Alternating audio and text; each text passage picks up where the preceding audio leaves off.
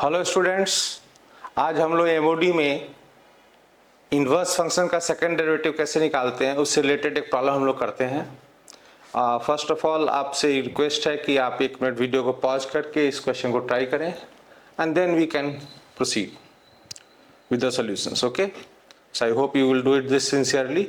और अब चलते हैं हम लोग प्रॉब्लम के ऊपर। द प्रॉब्लम इज कि आपका फंक्शन g जो है fx का इन्वर्स है और उस वक्त आपको x पैरामीट्रिक और y भी पैरामीट्रिक फॉर्म में दिया हुआ है in terms of parameter t। Okay, so that means the function fx has been expressed parametrically और उस समय हमें इन्वर्स फंक्शन का सेकंड डेरिवेटिव निकालना है।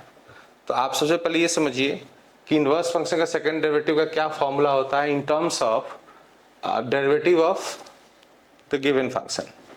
तो उसके लिए आपको ये फॉर्मूला चाहिए, g double dash y is equal to minus f double dash x upon f dash x whole cube. Okay, so यहाँ पे आप देखो कि y की वैल्यू आपकी 3 यहाँ कंसिडर की गई है, g डबल डैश 3 लेना है आपको। तो फर्स्ट हम लोग को ये सॉल्व करना पड़ेगा कि y 3 कब आया। That means t cube plus t square plus 1 equal to 3 हम सॉल्व करेंगे। तो t cube plus t square minus 2 equal to 0, इसको फैक्टराइज कर लें तो t minus 1 t square plus 2t plus 2। Okay, so this is becoming 0 at t equal to 1। Okay, और ये unique ही आना चाहिए because we are talking about a function और उसका इनवर्स। तो t इक्वल टू 1 पे y की वैल्यू 3 आई। नाउ उसी समय पे हम लोग को जरूरत पड़ेगा x की वैल्यू। तो what is the value of x at that value of t? At t equal to 1 x will be found as t square plus 3 और इसमें t1 रख के देखिए ये 4 आ रहा है। That means कि आपको अब जरूरत क्या है g डबल डैश 3 निकालने के लिए। To find g double dash 3 you need minus f double dash 4 upon f dash 4 whole cube। Okay, now how to find f dash 4 and f double dash 4? तो उसके लिए आप पैरामीट्रिक डिफरेंशिएशन करेंगे।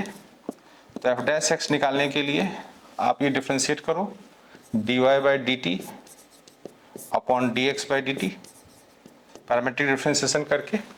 तो 3t square plus 2t upon 2t। Okay, अब इसमें आप थोड़ा सा और सिंप्लीफाई कर सकते हो 3 बाई 2t प्लस 1। और इस पे अगर आपको एफ डैश 4 की जरूरत है तो आप निकाल लो यहाँ से value. F dash 4 will be equal to t की वैल्यू आप 1 डालोगे, समझ रहे हो बात को। एक्स की वैल्यू भले 4 है लेकिन टी की वैल्यू आप जो कंसीडर किया था उसमें वो डालोगे आप। तो 3 बाई 2 प्लस 1 ये आ गया आपका 5 बाई 2। ओके, नाउ सिमिलरली हम लोग एफ डबल डैश एक्स भी निकालेंगे। तो एफ डबल डैश एक्स निकालने के लिए क्या करना पड़ेगा, हम लोगों को D by D x of this derivative, जो फर्स्ट डेरिवेटिव हमारा निकाला है, या आपके पास कोई और फॉर्मूला है तो वो भी आप कंसीडर कर सकते हो। 3 बाई 2t प्लस 1, इसको डिफरेंशिएट करेंगे हम लोग पैरामेट्रिकली t के रिस्पेक्ट में।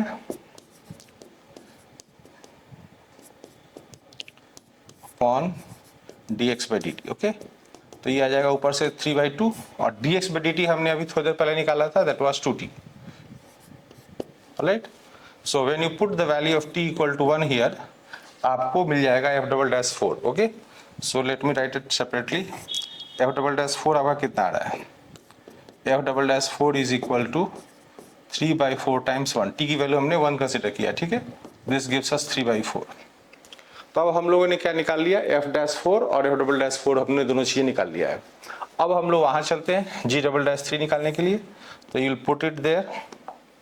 तो g double dash 3 is equal to minus f double dash 4 upon f dash 4 whole cube. Okay, और एफ डबल डैश 4 आपका 3 बाई 4 आया हुआ है और एफ डैश 4 5 बाई 2 का होल क्यूब। ओके, तो ये आप कैलकुलेट करो, इसकी वैल्यू आपका -6 अपॉन 125 आ जाएगा। तो दैट इज योर आंसर। सो आपने देखा इसमें इस क्वेश्चन में इंटरेस्टिंग बात यह है कि जो फंक्शन f है वो पैरामेट्रिक फॉर्म में था, तो उसको हमें ध्यान से कंसीडर करके f और f डैश डबल डैश निकालना पड़ेगा और फिर उसके बाद इस फॉर्मूले का हमें इस्तेमाल करना पड़ेगा। उसमें आप ये चीज़ बहुत ध्यान रखना, एफ में आपको एक्स की जरूरत पड़ती है और जी में वाई की, है ना। तो the two variables are separate different from here and here, और इसको ध्यान में रखते हुए आप इस प्रॉब्लम को कंसिडर करें। Thank you.